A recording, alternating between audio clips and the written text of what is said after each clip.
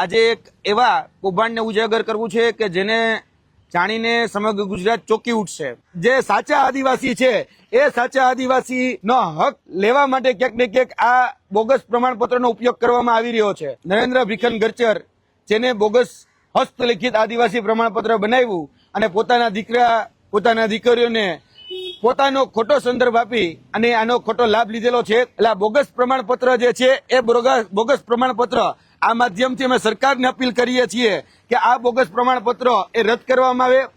ટૂંકું આભાર। ટૂંકી નોટિસમાં બધા જ ઉપસ્થિત રહ્યા।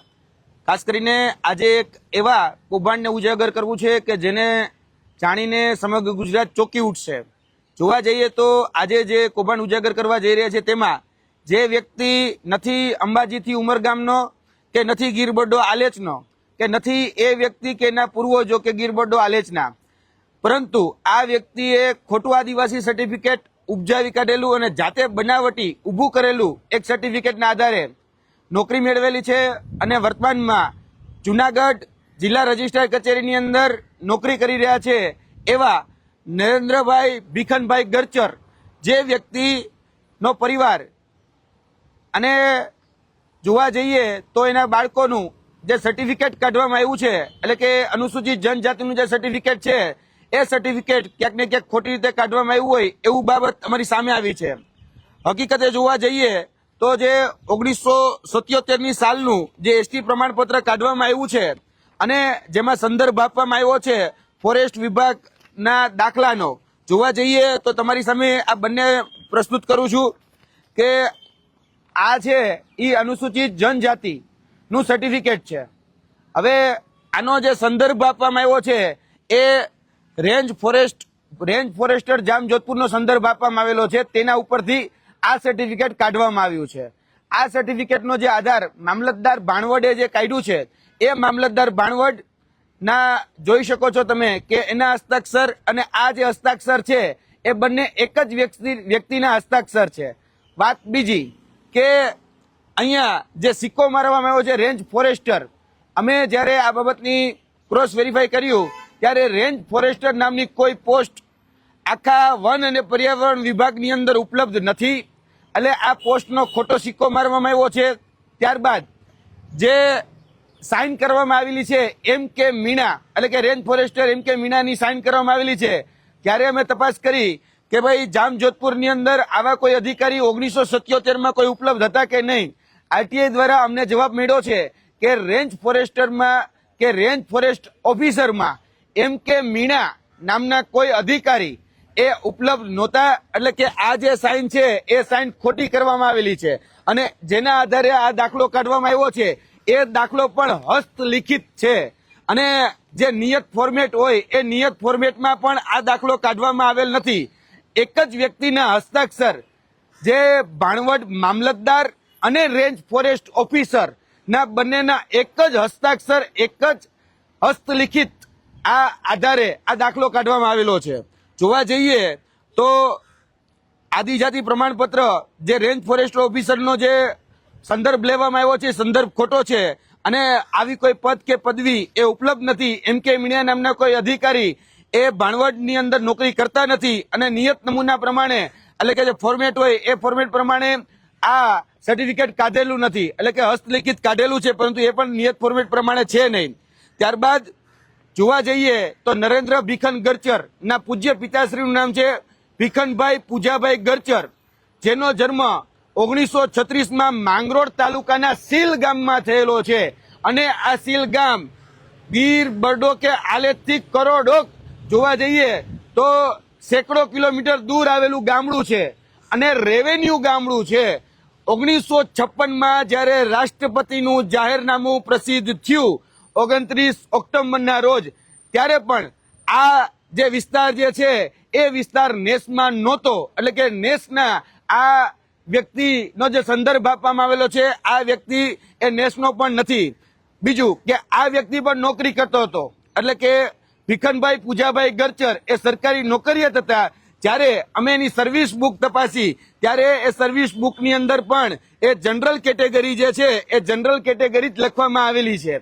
રેવન્યુ રેકોર્ડમાં જે સ્થાવર મિલકત જે છે એ સ્થાવર મિલકત જે છે એ રેવન્યુ ગામમાં આવેલી છે.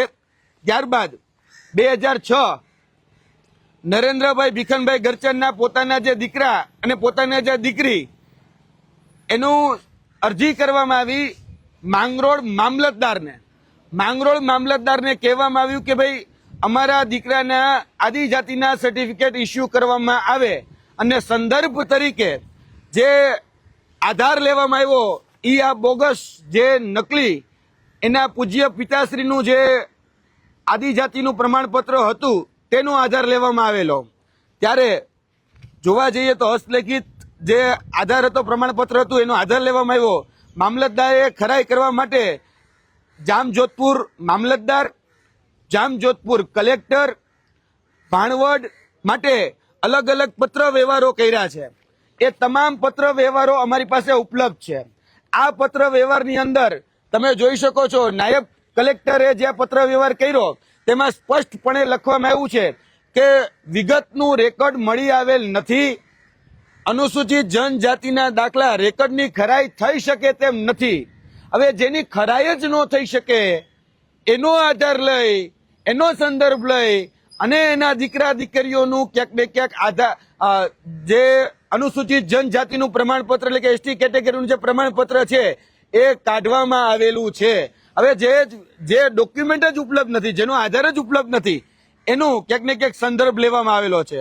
અને આ ત્રણેય જે બે દીકરા અને એક દીકરી એનો પણ આધાર લઈ એનો પણ કહી શકાય કે અનુસૂચિત જનજાતિનું પ્રમાણપત્ર કાઢવામાં આવેલું છે ખોટો આધાર લઈને.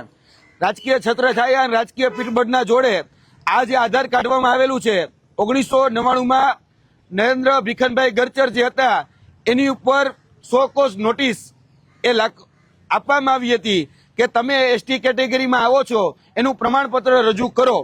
અરજદારે પોતાના દાવાના તમામ જે પુરાવાઓ જે છે રજૂ કરવાના હોય અને સ્પીકિંગ ઓર્ડર ફાઇન કહી શકાય કે વિશ્લેષણ સમિતિ છે એને સ્પીકિંગ ઓર્ડર રજૂ કરવાનો હોય.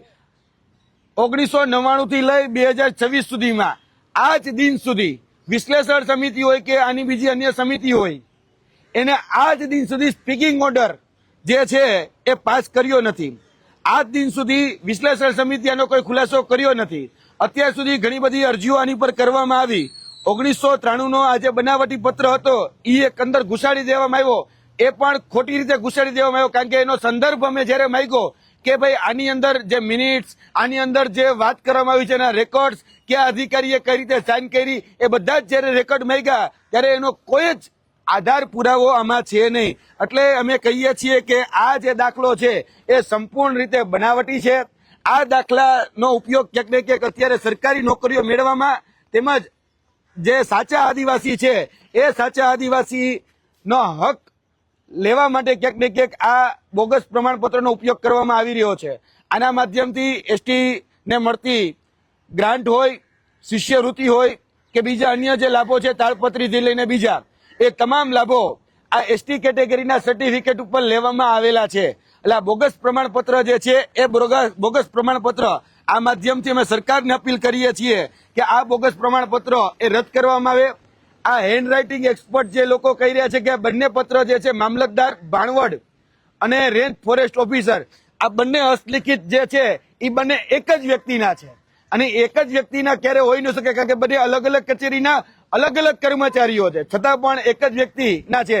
જે સાઇન સિક્કા છે એ સાઇન સિક્કા પણ બોગસ ઉભા કરવામાં આવેલા છે.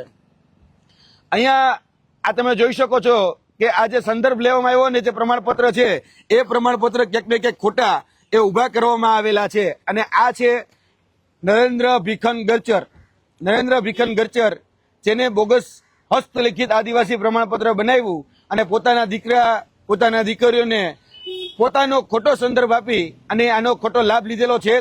જુનાગઢ જિલ્લા રજિસ્ટ્રાર કચેરીની અંદર નોકરી કરી રહ્યા છે.